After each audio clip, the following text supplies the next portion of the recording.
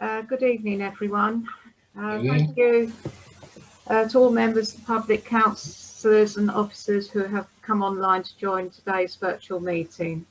Please be aware that the council is recording this meeting and this will be uploaded to our YouTube channel. Can I please just ask that you are all ensured you are muted at this point in time. We will then prompt speakers to unmute themselves one at a time.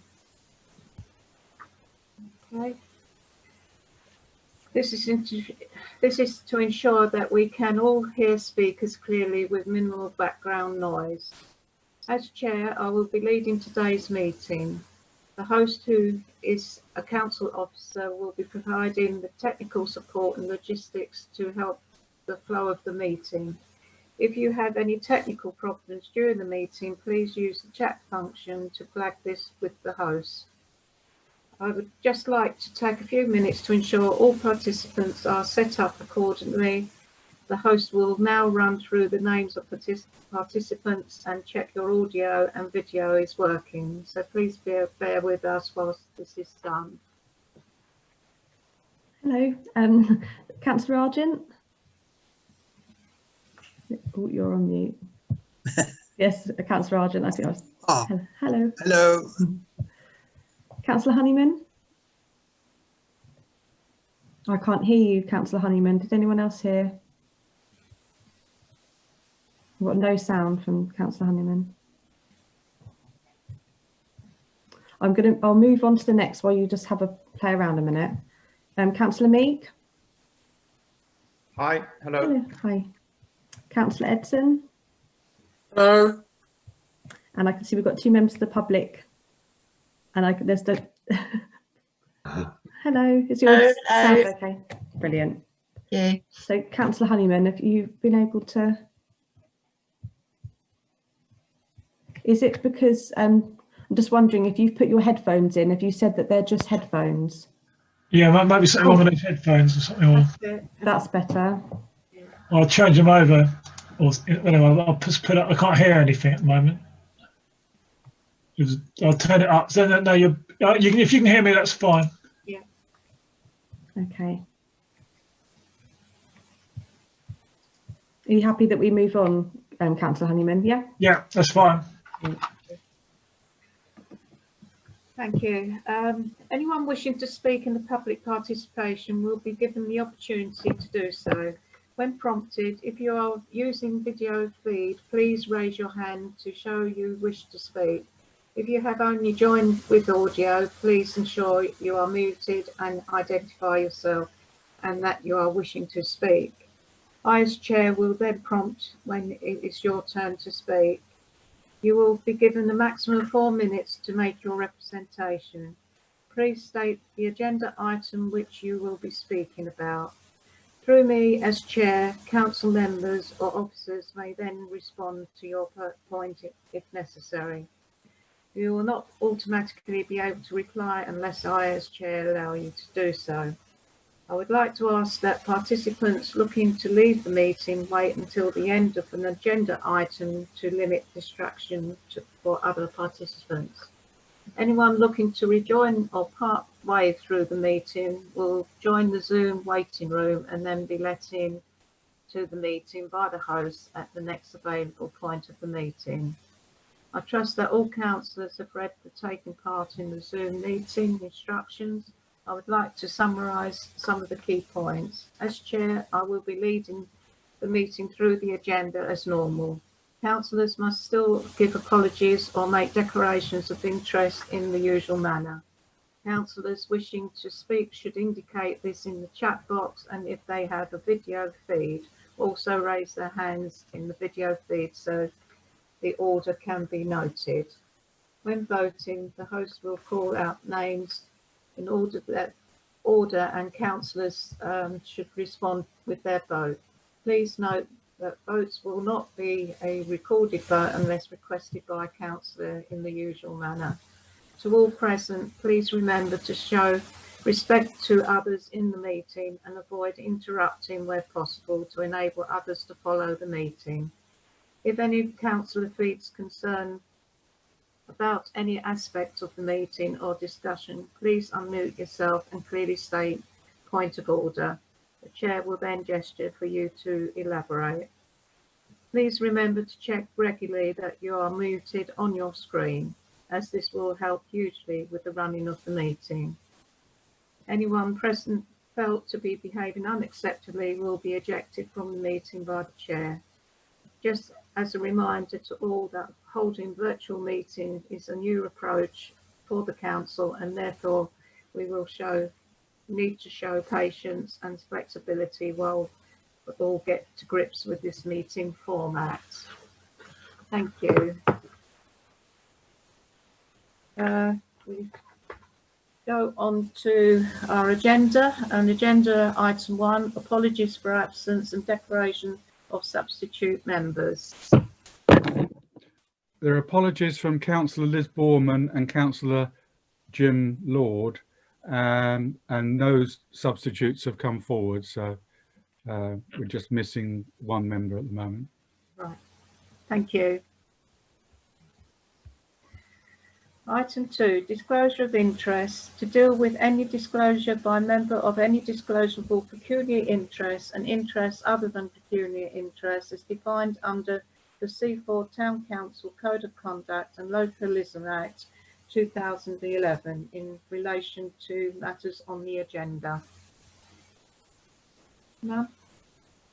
Okay, thank you. Item 3. Public participation. To deal with any questions or brief representations from members of the public in accordance with Standing Order 3 and the C4 Town Council policy. No. If any members of the public want to make any representation about a particular planning application, you can do so immediately before the planning application is announced. Okay. Item 4 on the agenda, planning applications received week commencing the 28th of September. LW/20/0529 and 0669 3 Blatchington Road, planning and listed building consent for garage conversion and new summer house. Members of the public like to comment on this application? And then it's open to the committee. Councillor Hunneman. Thank you, Chair. Can you hear me? Just. Oh, it's interesting tonight, isn't it? Can you hear me now? Yeah. Okay, I'll do something a bit later. I think I'll leave the headphones out. I'll try. It's a second pair of headphones. Yeah, in relation to this particular application, I think the garage conversion is probably not too bad. I'm not sure what the neighbour was objecting with all the overlooking, and I'm assuming that's for the summer house at the back of the garden. But when you look at it, it's just sort of quite a low key, smaller on the level. So it's not really specific enough what the neighbour was going on about. So so at the moment, I know it's quite a dense part of the town there. Quite obviously one of the old parts of the town. Yeah. So I just want to start off the conversation anyway. Right. Yeah. Thank you. Councillor Edson. Yes, I just want to say the objection to it came from someone whose house is on a lower trajectory. Now, I don't know whether that's a relevant factor with her losing light, but you can clearly see from Google Earth pictures her house is that much lower. And obviously with another building on the back of the garage, it would make, I would imagine that it would cut the light out even more. I don't know what others think about that. It was just something I observed. Yeah. Any other comments? I mean, this is you know, as I say, it's a listed building consent, and I think it's better than the previous application, but I still, and I think the neighbours brought concerns about the garage door. They want to have wooden doors which open out, and which would completely block the pavement instead of an up and over door as it is now. So I think that's something which, but I think it's also, you know, it could be like sort of detrimental to the neighbouring because it's at the front of their property. Yeah. Councillor Honeyman?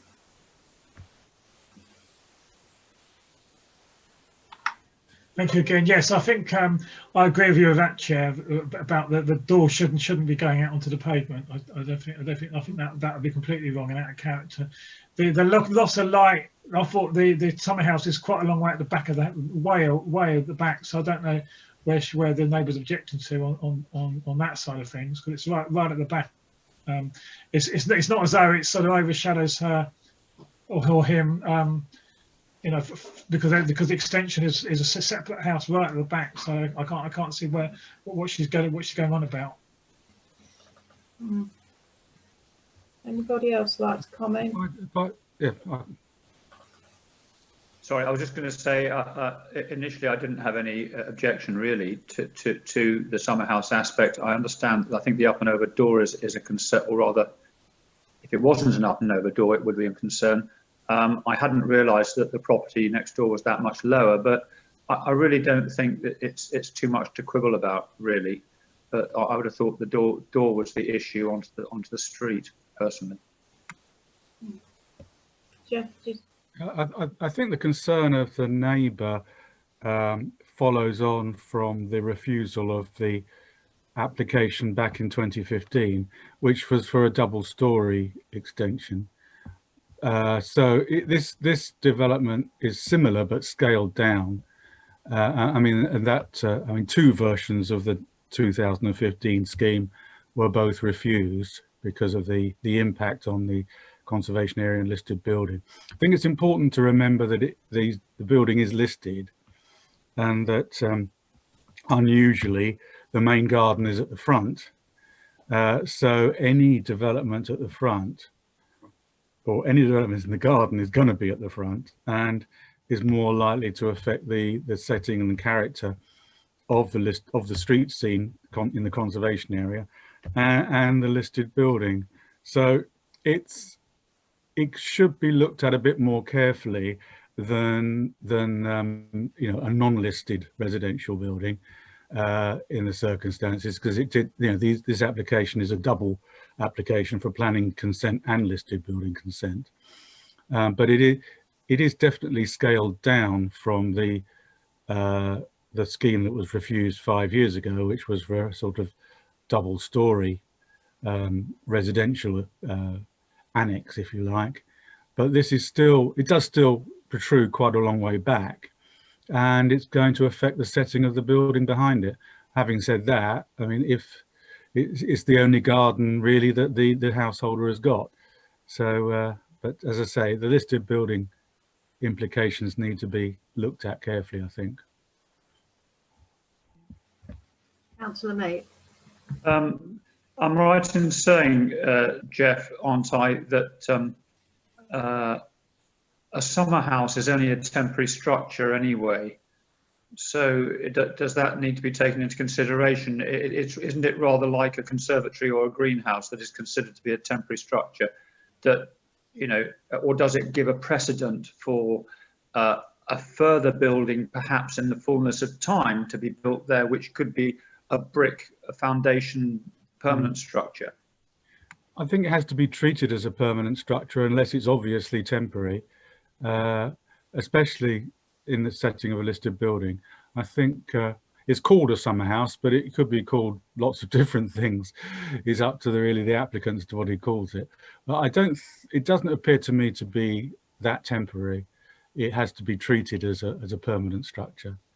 But as I say, you know, it retains the lean-to element, but it does go back a long way, and it will be visible beyond the flint wall, you know, between the flint wall and the property.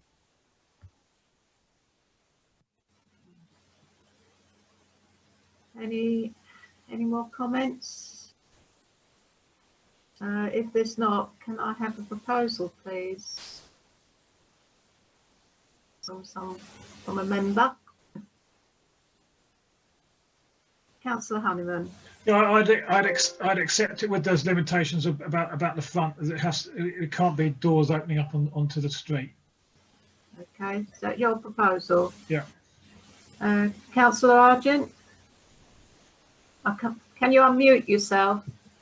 Can't hear you. I will second that. Okay. So can I have a show of hands of supporting the application with the exception of the garage doors? Okay, 1, 2, 3. Those against? 3, it's carried 3-1, supported. Thank you.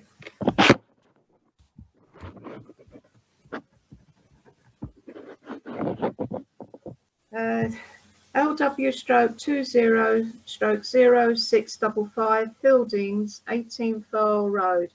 Variation of condition 1 approved plans to application LW/19/0451 to offset the position of the proposed bungalow.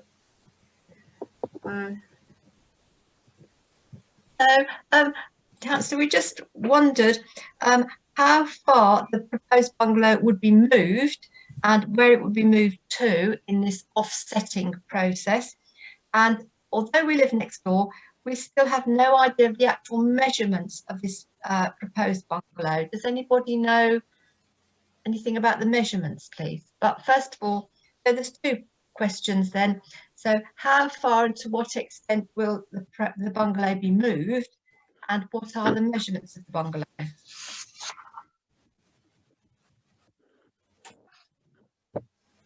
Jeff, do you want to come in on that one? Can you mute yourself? I have to admit that the plans aren't totally clear, and they never have been on any of the applications, unfortunately.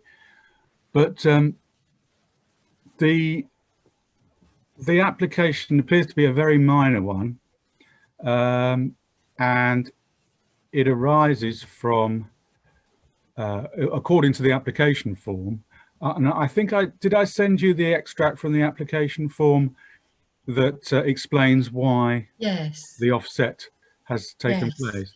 Yes. That as often happens after a detailed survey, they found there's a difference in the space between the proposed dwelling and the boundary fence, because I think a bow in the boundary fence caused by a tree growing into it, and so they've had to offset, just slightly tip the site of the property round a few degrees to ensure that the retains the space between the boundary of the proposed property and the fence. It's a very, very minor adjustment, it seems to me, but I think because of the sensitivity of the applications which were dealt with last year, which obviously caused a dispute between the council and residents together and Lewes District Council. Because of that sensitivity, I think the District Council have required this application, whereas in other circumstances, an application for such a minor adjustment probably wouldn't have been required. But they wanted to show that, you know, a transparency, if you like, after the problems that arose last year. So as far as the size of the bungalow is concerned, it doesn't appear to me to be too different from the property that was approved on appeal. I mean, I haven't scaled it from the plan, but it seems to be roughly the same size as it was always envisaged for the property in the rear garden. So, as I say, the council is still obviously, or the committee members, I imagine, are still slightly aggrieved at the fact that this scheme got through last year as it did. But has to make sure that if it's going to oppose any application, it has to have good grounds for opposing it. And I would say in this case, there are no grounds whatsoever for opposing what is a very minor adjustment to the siting, as explained in the application form. The presentation could have been a lot better, and I can say that for the two applications that preceded this one last year. But you can't refuse an application for poor presentation. This, as I say, is a relatively minor application. There are no grounds for opposing it. But I sympathise with the neighbouring residents who are having to put up with this scheme, where the plans are not as clear as they should have been. Thank you. Yes, because originally the bungalow was going to be much bigger, and they took out a study and a utility room to make, and they've taken it to the other side of the garden. So they've changed quite a bit from the original one, and they've added a summer house next to our wall. But so that's why we're concerned about the size of the bungalow, because it is supposed to be smaller by 2 smallish rooms than it was originally. So there have been 2 bungalows, as it were, the original larger one and now this slightly smaller one. That's why we were wondering what the exact measurements were, but it seems rather difficult to get hold of them. But anyway. The purpose of the application was really just to show the slight offset on the angle. So I suppose it wasn't thought important to sort of show the detailed area of the bungalow. But if you contact the case officer, I think I gave you, Yes. I wrote to Mr. Franks as well as Yes. emailed Mr. Franks as well as you and your husband. Yes. I can't remember what information I gave, but I've given Mr. Franks the email address of the case officer. Yes. Sorry, Madam Chair, this is all through you.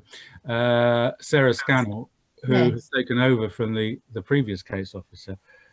I've found her very helpful in the past, and I'm sure that if you contact her with specific questions, she'll be able to help you. You know, if you've got any concerns about the actual floor area of the bungalow.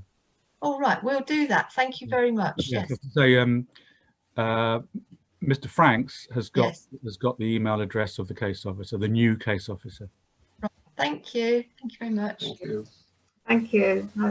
Right, I'll open it up to the committee now. And who would like to lead on this one?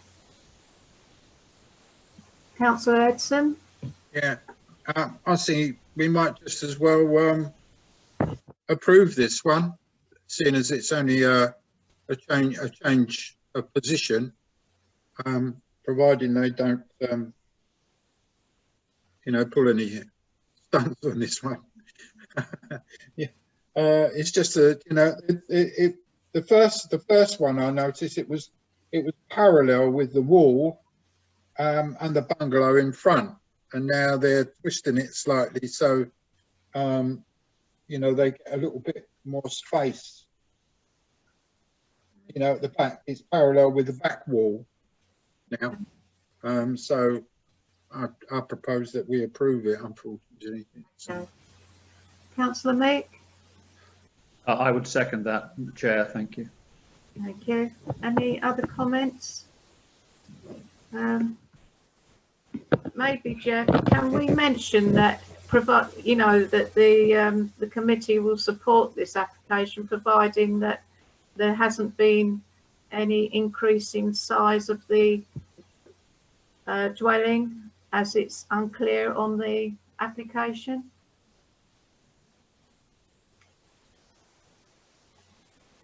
Perhaps we should say that concerns about the detail of the plans, including the size of the dwelling, were expressed by residents speaking at the meeting. Yeah. And the committee members asked that some clarification is given to residents because of because the quality of the plans doesn't doesn't make it clear exactly what the floor area is, or something along those lines. Yeah. So I mean, make it clear that it's not a condition of supporting it, Yeah. but that we want the residents' concerns about the details to be clarified for their benefit, in view of the nature of the development. Yeah.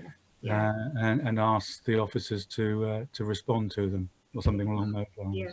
That's fine. Okay, so we're helping hand to that. Is that Councillor okay? Dixon and Councillor Meek, are you happy with that? Yep. Okay, so we'll put it to the vote, and in support of this application. Yeah, I'll move that we support it. Yeah, that's four in favour. Yep. Right. Those against? No. That's supported with that caveat regarding clarification of the plans. Then. Yeah. Yeah. Okay. Thank you. Thank you.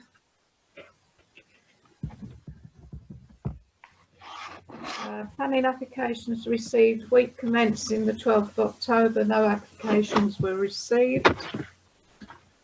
There's one before that. Chair? Oh yeah, Old Nursery Close. Oh, sorry. Yeah. Sorry about that. There's two.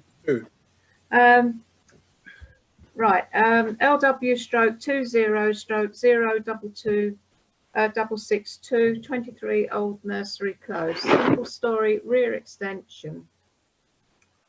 Who would like to lead on that one? Oh, I think members of the public are gone now. Who would like to lead on that one? Councillor Honeyman? Oh, thank you. Thanks again, Chair. Yes, obviously this is at the east of the town. Yeah, I think it's fine. I think it fits in. It's in keeping with the area. So I'd support it. Thank you. Any other comments? No, Does I'll that second that, Chair. Thank you, Councillor Edson. And can we put it to the vote, please, of supporting this application? Okay, that's unanimous.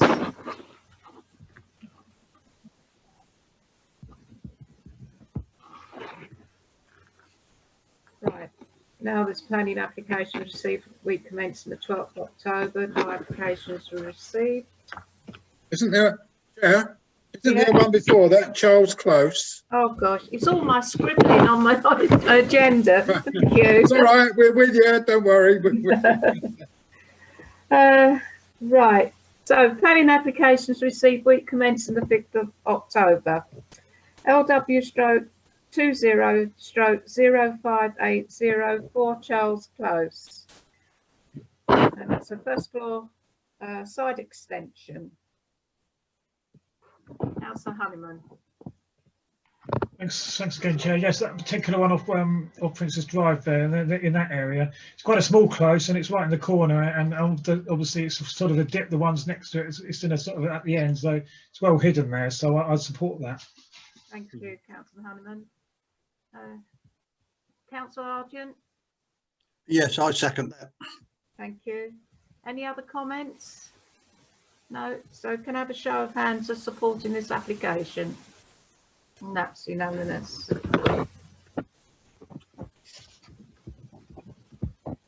Right. Now there's no planning applications received. We commence in 12th of October. So we go on to planning applications received. We commence in the 19th of October.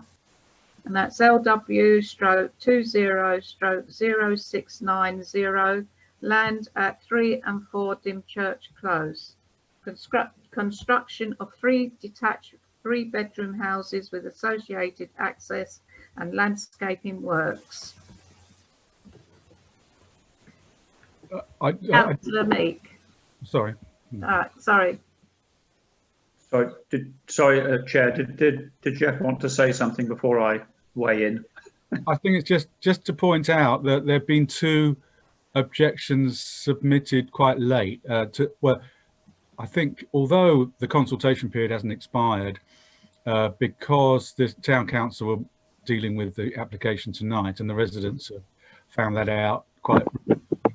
I've had a phone call and another objection from I think now the objections cover all the residents of this small close. And you've had a letter circulated as well. So it's just to say there's been 2 recent strong objections on grounds of overdevelopment, overlooking, lack of privacy, increase of traffic and general activity and congestion, along the same lines as the objection that has been circulated. So it's just to mention that before you start your debate. Thank you. Okay, thank you, Joe. Councillor Meek. I would agree with everything that the objectors have identified, and I would strongly object to this development. I think it really is overdevelopment, and it looks like those 3 properties are really crammed in there so tightly, and I think it really, it seems to me it's a money-making process, and I really object to that, really. Thank you. Thank you. Councillor Edson.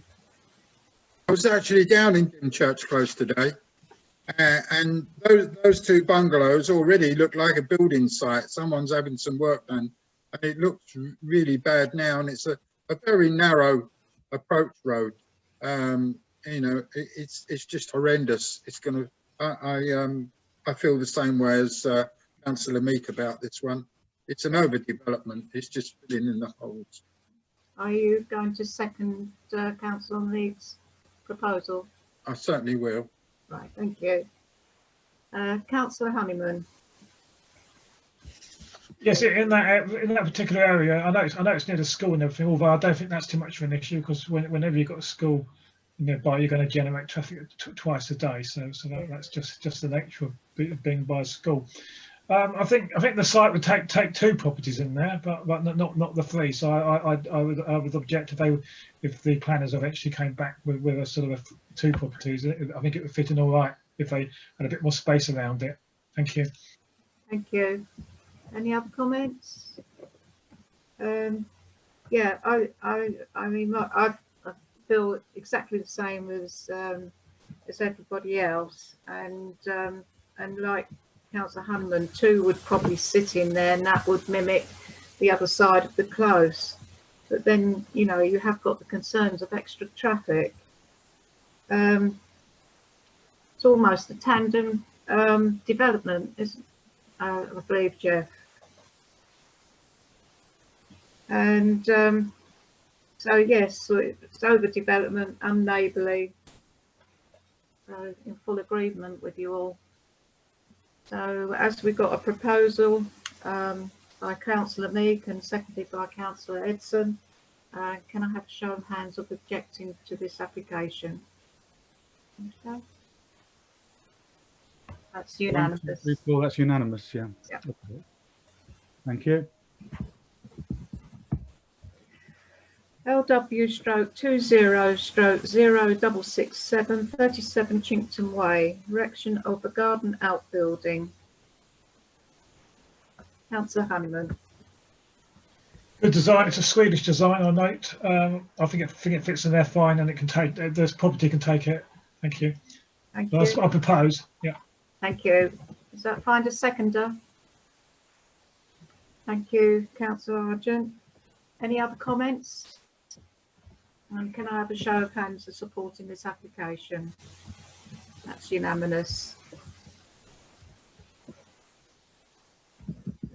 Thank you. LW/20/0698 57 Sutton Drove.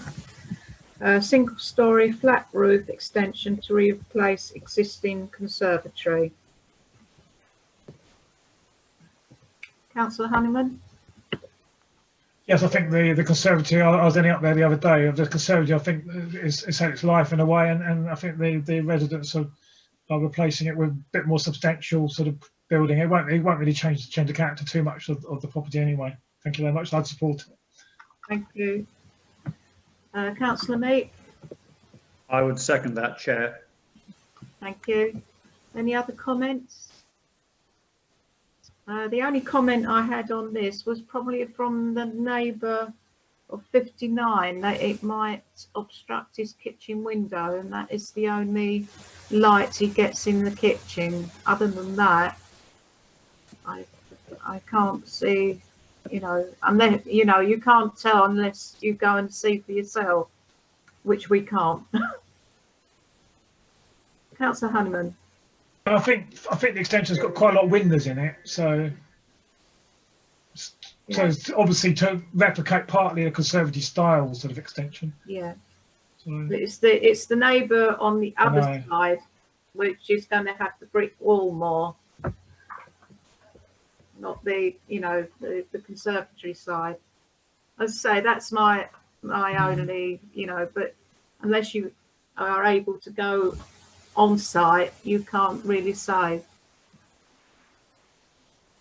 But we've got a proposal on the table for supporting the application and seconded. So can I have a show of hands of supporting this application? And that's unanimous. Thank you.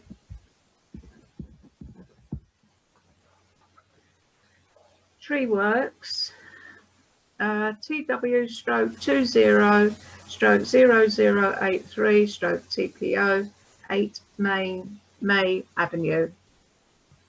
I won't read it all out, but it's a sycamore to the rear garden, which is having quite a lot reduced, especially from the crown, to lift it 4.5 metres. And the T2 row in front garden, which is going to be lightly reshaped to no more than the metre. Councillor Edson. Yeah, there's not much information regarding this. No. You know, there's drawings and that, but like all these things, you have to be there to realise what they're getting at. I suppose, you know, really, it's the experts who are the best judges on what to do with this at LDC. I think it's difficult to form an opinion without. That's the way I see it. I think we can say that the work looks pretty straightforward. Except the crown lift of 4.5 metres looks a bit excessive. So if members are slightly unsure of, you know, because it's more of a technical thing, then we could at least point out that provided, you know, the tree officer or the arboriculturalist is happy with the extent of the crown lift, then, you know, it doesn't appear to be much wrong with it. But, you know, it's for members to decide, really. Councillor Meek. Even though I'm a Green Party member, I would support this.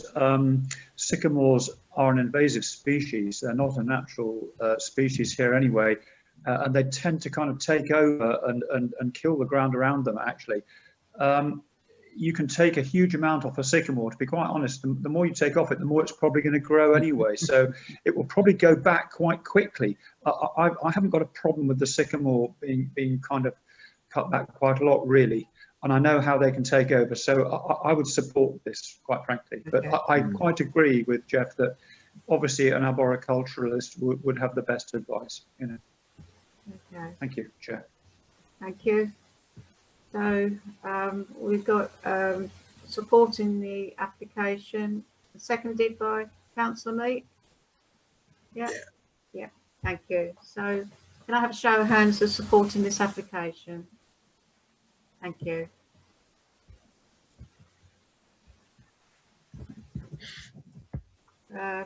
Moving on to agenda item 5, the planning for the future, and public consultation. And this is the response as discussed at our last meeting, which Jeff, I think, put together very well and covered all our points. So it's basically just noting this report.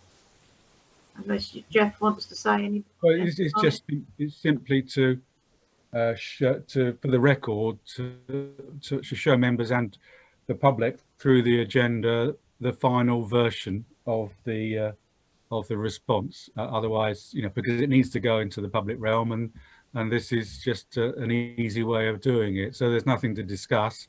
It's just simply for noting. Thank you. Councillor Mead? Chair, I think I would just like to extend my thanks to Jeff. He always puts together a very cogent report about these things and really represents what we've said, because sometimes we come up with these things and say, well, I don't, you know, this and this and this. And he always manages to get it into a really good form of words, which I think is important for a document like this. So thank you very much, Jeff, for your hard work on that. Thank you. Yeah. I'll second that. Thank you. Thanks, Jeff. Third that. Third that. Fourth that. That might have to be minuted, Jeff. I'll make sure I'm mentioned in the minutes. Yeah. Yeah, Whoever drafts it, yeah. We appreciate the work you put into the report. Thank you. Councillor Honeyman? Yeah, I just I like the way, Jeff, that you actually specifically mentioned Seaford a few times and how you blended it in. You know, not just commenting on the report per se, but the way you know we took Seaford interests at heart effectively.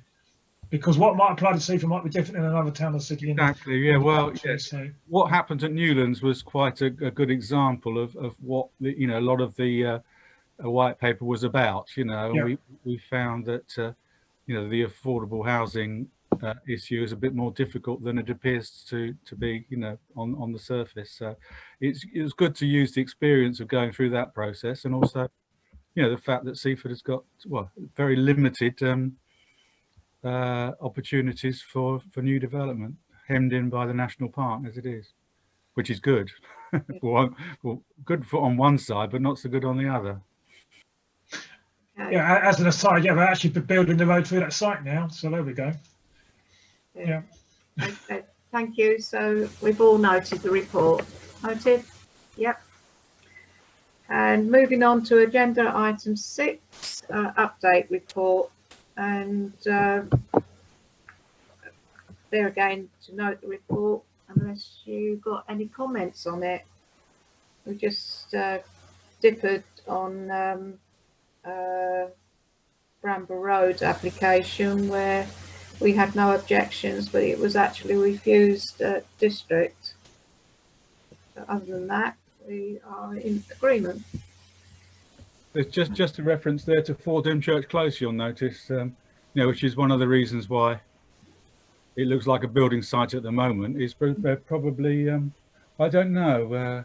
Yes, they obviously got approval of that, so they may be getting to work on the extension of number 4. I don't know. There seems to be conflicting applications to do with number 4 Dymchurch Close, so we'll find out in the fullness of time. Yeah. Yeah. Judging by the windows, the old wooden windows that had been destroyed, it's stacked up out the front. Yeah, the extension's coming on just fine. Yeah. It's just that they're sort of selling off part of their back gardens with the neighbour, aren't they? Okay, so if that report is noted, then we conclude this meeting at whatever time. Come on. At 19:44.